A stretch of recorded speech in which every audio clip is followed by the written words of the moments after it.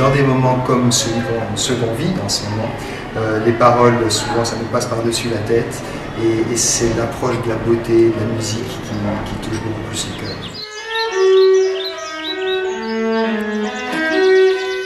Il y a quelques jours, je ne pensais pas être encore en vie. Je suis partie en catastrophe à l'hôpital de Morges, où j'avais vraiment beaucoup de peine à respirer, je toussais beaucoup. J'étais prise en charge d'une manière magnifique.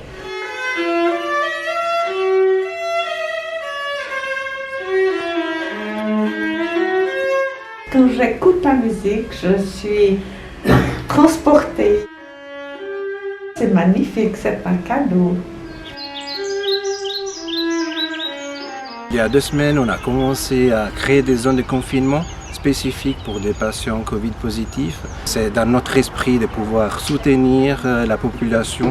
C'est pour ça qu'on s'est voyé obligé, on le fait avec passion, pour pouvoir répondre à cette demande.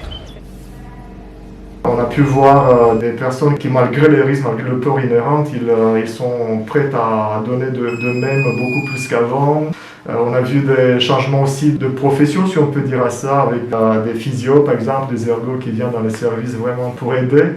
Ça, c'était quelque chose d'extraordinaire. On était en croisière du côté des Caraïbes, quand tout à coup, vers le 8 mars, d'un coup, l'appétit a été coupé, on ne pouvait plus rien avaler. On a carrément plus mangé pendant 2 semaines.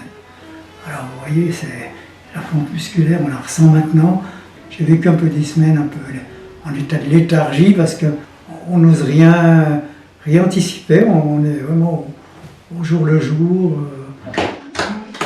Voilà.